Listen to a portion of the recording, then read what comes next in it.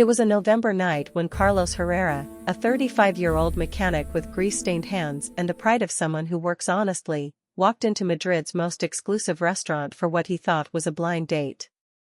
His sister had set him up to meet a career woman. But when he saw Isabel Mendoza sitting at table number 12, the wealthiest woman in Spain, owner of a €3 billion financial empire, he understood he'd been tricked. She looked him up and down, noted his €50 jacket and worn-out shoes, and with a superior smile made it clear that this table was reserved for people of her caliber. Carlos looked her directly in the eyes, slowly sat down in the chair across from her, and responded with a calm that chilled the air. In that moment, Spain's most powerful woman was about to discover that there existed a kind of wealth her millions couldn't buy. Carlos Herrera turned off the engine of his 2010 Seat Leon in front of La Perla Negra, the most exclusive address in Salamanca. His hands still smelled of motor oil despite the quick shower, and the navy blue jacket he'd bought 5 years ago for a cousin's wedding was the only nice item in his wardrobe. His sister Carmen had spent weeks convincing him. An intelligent career woman who needed someone like him. She hadn't given other details, just that her name was Isabel and he'd recognize her by the white suit. The maitre d' looked at him with distrust when he said he had a reservation at table 12. Carlos watched him check the list twice before escorting him, clearly bothered by having to attend to someone who didn't belong in that environment. Table 12 was in a prime location overlooking the illuminated gardens, and there, sitting with regal posture, was her. Isabel Mendoza. Though Carlos didn't know it yet, was the face that appeared on the covers of Forbes España, the heiress to a financial empire controlling banks, real estate, and investments across Europe. She was 33, with blonde hair in a perfect bun, wearing a white suit that cost more than Carlos earned in 6 months. Every movement was studied, every gesture calculated. She was checking her phone when Carlos approached. When he introduced himself, she looked up and her expression changed immediately. Her icy blue eyes did a complete scan, from the clean but old sneakers, to the jeans that, while his best pair, weren't designer, to the jacket that screamed cheap purchase from every seam. With a smile that didn't reach her eyes, Isabel made him understand there had been a misunderstanding. That table was reserved for people of her caliber. The silence that followed was tense. Nearby tables began to pay attention. Waiters slowed their pace to listen. Carlos remained still for a moment, processing those words. Then, with a calm that surprised even him, he pulled out the chair and sat down. "This table is mine now," he said, looking her directly in the eyes. Isabel was speechless. No one had ever spoken to her like that. She was used to deference, respect, fear. But this man, with calloused hands and honest eyes, was challenging her on her own turf. Carlos introduced himself with disarming simplicity. 35 years old, an 8-year-old daughter named Lucia, and he ran the most honest auto repair shop in Vallecas. He'd never read Forbes, couldn't tell Armani from Zara. The last time he'd been in a place this fancy was for his uncle's funeral.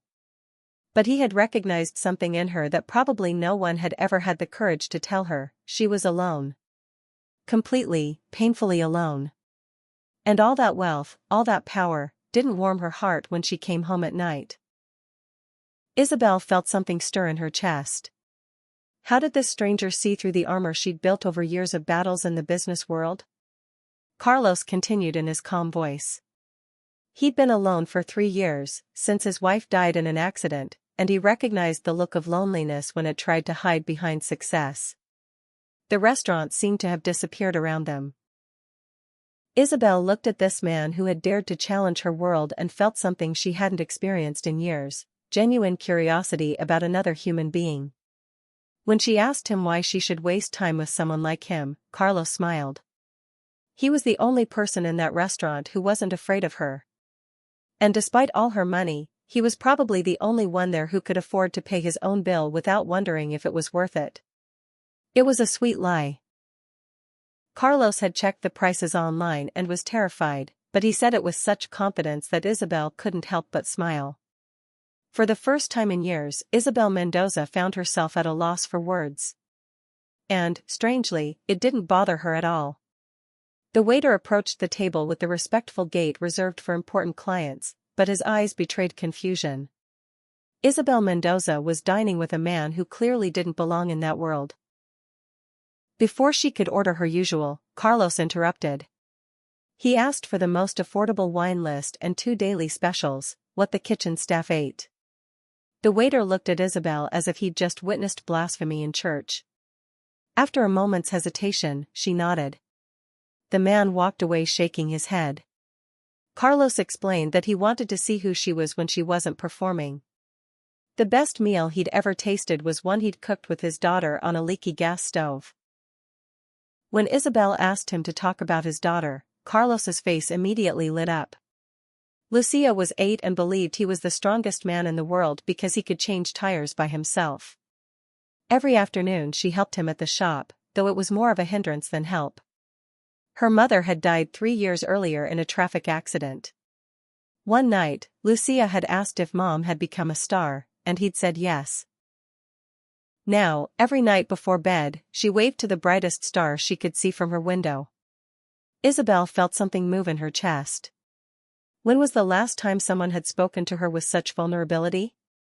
When Carlos asked her when she'd last done something just because she liked it, Isabel remained silent for so long he thought she wouldn't answer. I don't remember, she finally whispered.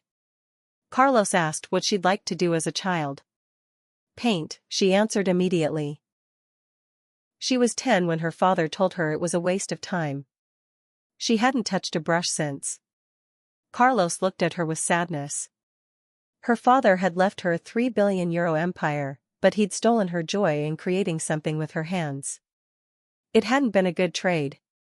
Isabel laughed, but it was a sound without joy. Carlos said that the next day she should buy some paints and paint. Not to sell, not to impress anyone, just because she liked it.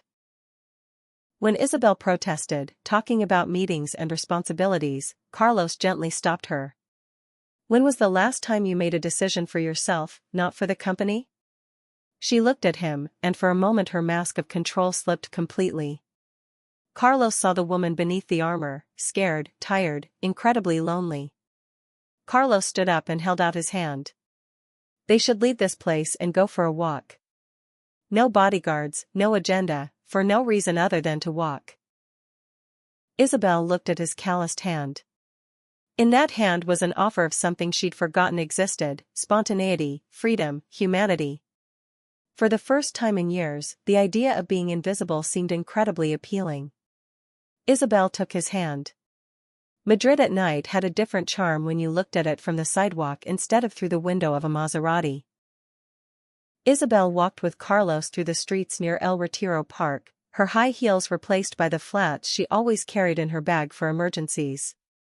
She couldn't remember the last time she'd walked for more than 5 minutes straight.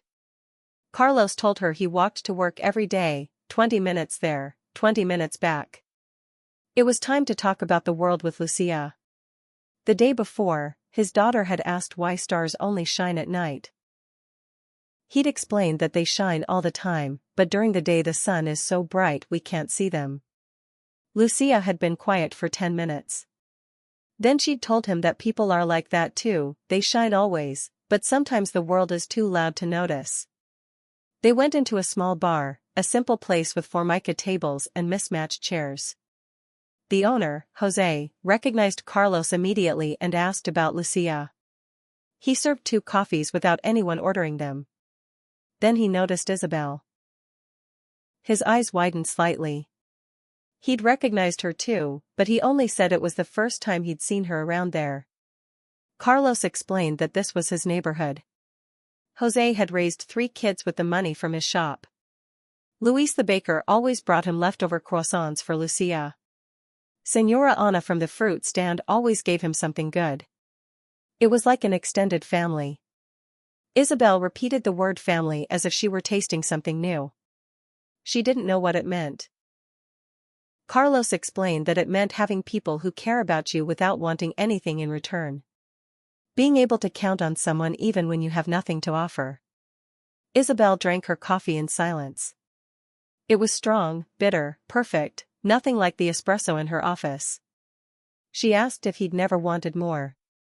Had he never dreamed of being rich, powerful, important? Carlos thought about it seriously.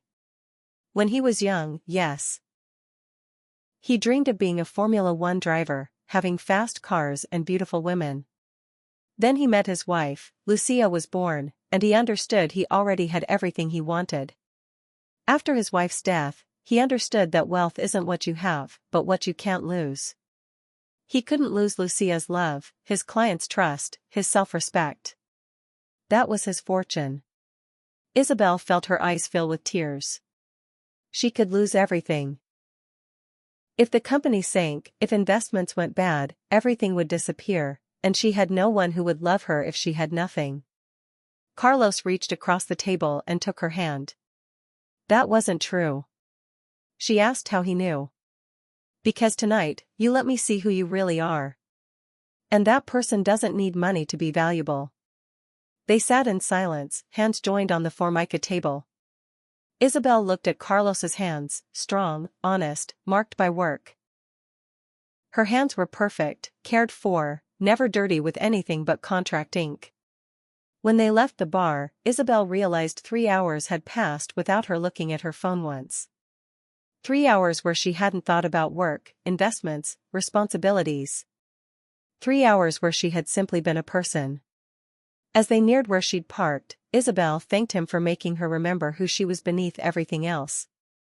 Carlos told her she didn't have to thank him. She just had to promise not to forget again. Isabel asked what to do if she couldn't do it alone. Carlos took a step closer. Then call a mechanic. We're good at fixing broken things. She laughed, and for the first time in years, it was a sound filled with real joy. She asked if she could see him again. Carlos told her that Lucia and he were always at the shop. Vallecas, Calle de los Molinos, 47. The door was always open for friends. As Isabel got into her Maserati, she rolled down the window and called to him. Are you enjoying this story? Leave a like and subscribe to the channel. Now let's continue with the video. She told him that tomorrow she'd buy the paints. Carlos smiled and reminded her it didn't have to be perfect. It just had to be hers. As he watched her drive away, Carlos knew something had changed that night. Not just for Isabel, but for him, too. For the first time since his wife died, he'd felt his heart beat faster for a woman again. 3 days later, Isabel finally found the courage to park in front of Herrera Auto Repair. It was a Thursday afternoon. She'd cancelled an important meeting with the excuse of a family emergency. The shop was exactly how she'd imagined it, small, orderly, full of tools she couldn't even name. Carlos was bent over a red car, completely focused, and hadn't heard her come in. A little voice from the corner shouted that there was a fancy lady. Isabel turned and saw Lucia, chestnut hair in 2 braids, a flower print dress stained with grease, big curious eyes studying her without shyness. She held a little toy hammer and wore a miniature pair of coveralls. Carlos looked up, surprised but happy to see her. He hadn't thought she'd really come. Isabel explained she'd promised a certain young lady she'd let herself be taught how to see the stars. Lucia looked at her with renewed interest. Was she the one who wanted to learn? Dad had said she didn't know how to look at the sky. When Isabel confirmed she was very good at looking at numbers on paper but bad with stars, Lucia came closer to study her better. She observed that she had shiny shoes and smelled like flowers. She liked it. Lucia showed her her little workshop, a low bench, plastic tools, and 3 toy cars in various states of repair.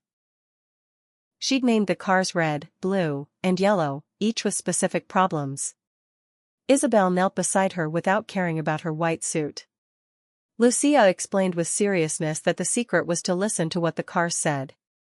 They had their own language made of noises. If they went grr, they were angry. If they went puff puff, they were tired. If they went click click, they were scared. Dad had told her people do that too, but they're harder to understand than cars. When Isabel asked if she ever cried, Lucia answered with disarming wisdom. Maybe you haven't loved someone very hard yet. But you can learn. Love is like driving a car. At first it's scary, then it becomes the most beautiful thing in the world. For the next half hour, Isabel found herself sitting on the floor of a repair shop, getting her clothes dirty and learning the difference between a toy wrench and a plastic screwdriver. Lucia was a patient teacher, explaining every step with professional seriousness. When it was time to leave, Lucia asked if she'd come back tomorrow. Isabel said she worked a lot. But Lucia responded, "Dad says work is important, but people are more important." She asked if Isabel had important people. Isabel looked at this 8-year-old girl who was asking her the deepest questions she'd ever heard, and answered that she was starting to understand what that meant. Lucia gave her a spontaneous hug and said that tonight she'd look at the stars for her, to help her get used to it. As Isabel drove home, she realized she had 3 grease stains on her suit, dirty fingernails, and messy hair. And she had never felt more beautiful in her life. That night, for the first time in her memory, Isabel ate dinner alone while looking out the window instead of reading financial reports. And when she saw the first star appear in the Madrid sky, she smiled, thinking of an 8-year-old girl who knew how to fix cars and hearts with equal ease. 2 weeks later, Isabel had developed a routine that would have surprised anyone who knew her. Every Tuesday and Thursday after work, she stopped by Herrera Auto Repair, officially to oversee an automotive sector investment, actually to help Lucia with homework and listen to Carlos talk about everything except money. She had also started painting small canvases she hid in her office closet, simple landscapes she painted at night instead of reading balance sheets. They weren't masterpieces, but they were hers. One Thursday night, while Lucia was teaching her how to diagnose a problem with a toy car, a call came that changed everything. It was her assistant. There was a problem with the Martinez acquisition. They had discovered her frequent visits to the auto repair shop, photos on social media. Someone had recognized her. The Martinez family thought she was losing professional credibility. The Martinez acquisition was worth €500 million, months of work, dozens of people involved, the biggest deal of the year. As she prepared to go to the office, Lucia asked in a small voice if she had to go. When Isabel confirmed it was important, the girl asked, "Is it more important than us?" Isabel said it was complicated. Carlos intervened calmly. "It's not complicated. Either people are important, or they're not. You're either here because you want to be, or because you're bored." Isabel protested, saying they were the best thing that had happened to her in years. But Carlos stopped her. "When was the last time a decision of yours made someone happy? Truly happy?" Lucia took her hand and asked if, by going, she'd come back. Isabel answered honestly that she didn't know. The girl nodded gravely and said, "Okay. I hope your papers are more important than the stars." Isabel spent the night saving a deal that suddenly felt empty of meaning. She managed to convince the Martinezes, signed the contracts at dawn, and found herself €500 million richer and infinitely poorer. For 3 days, she didn't go to the shop. She returned to her old life. Meetings, work dinners, decisions that moved millions but didn't touch souls. On the 4th day, Lucia showed up at her office. She walked through reception in her coveralls, ignoring the secretary's protests. She entered the 65th floor office and sat in the chair across from Isabel's desk. When Isabel asked how she'd gotten there, Lucia responded with complete naturalness that she'd taken the bus and then the elevator. Dad didn't know she was there. He'd been sad since she stopped coming.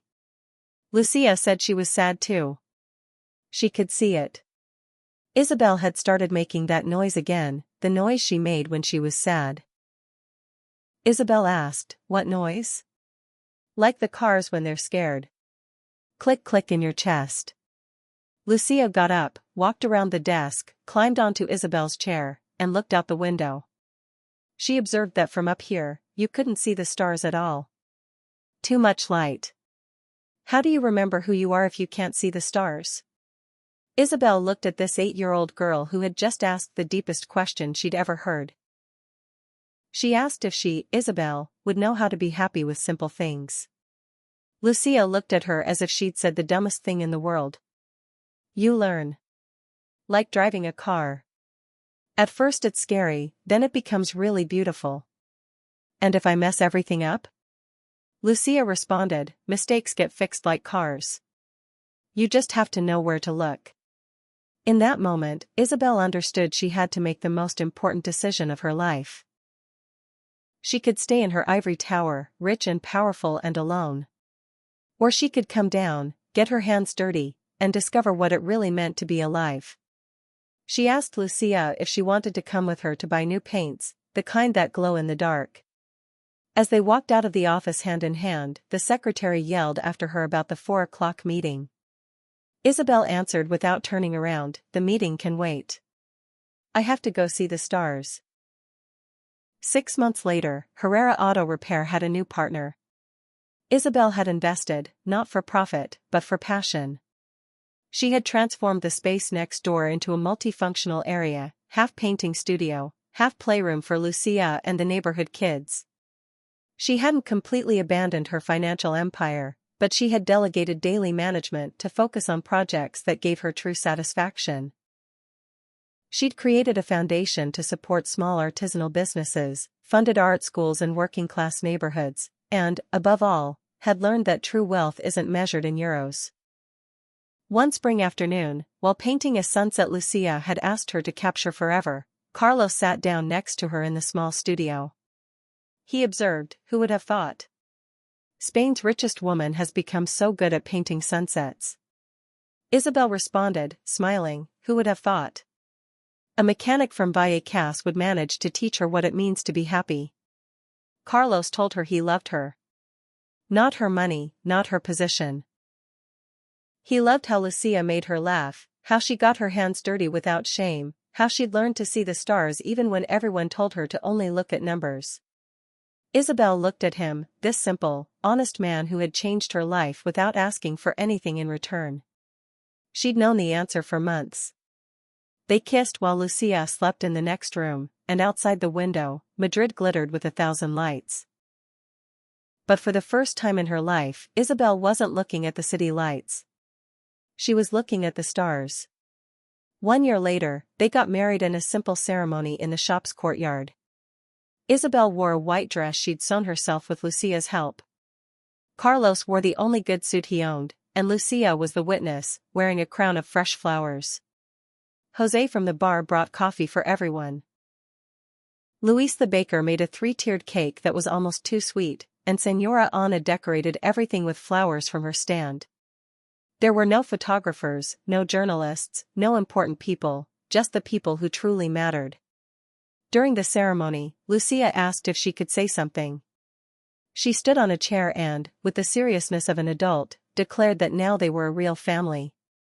Dad had stopped making the click-click noise in his chest.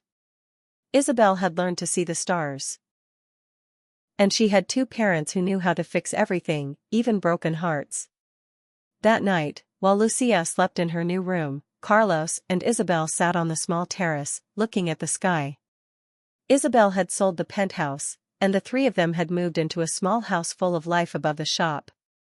Carlos asked if she had any regrets. Just one, she responded. Not having met a mechanic brave enough to tell me that table was mine sooner. Carlos laughed, reminding her that technically, the table belonged to the restaurant.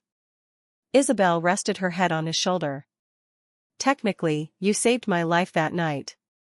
They watched the stars in silence, and Isabel thought about how strange fate was. She'd gone out on a blind date and found a family. She'd lost out on billions in acquisitions and failed investments since she'd changed her priorities, but she'd gained something that couldn't be quoted on the stock market, true love. Lucia, who wasn't actually asleep but was spying on them from the window, smiled and whispered to the brightest star, Dad is happy again. And now we have Isabel too, who knows how to see when she's shining. We're a complete family. The star seemed to shine a little brighter, as if to say it approved. And in a small house above a repair shop in Vallecas, 3 people fate had brought together through a misunderstanding and a little courage continued living the most beautiful love story Madrid had ever seen, the story of a family that had chosen each other, 1 star at a time. Asterisk like if you believe true love can be born in the most unlikely encounters. Comment which moment of the story impacted you most. Share to inspire those who believe that simple people can teach complicated people what it means to be happy. Subscribe for more stories of authentic love, families who choose each other, and second chances. Sometimes, all it takes is a brave mechanic to teach a billionaire what it truly means to be rich. Sometimes, all it takes is an 8-year-old girl to show 2 adults how to look at the stars. And sometimes, the greatest love is born when you stop looking for the perfect person and start loving the real one. Asterisk.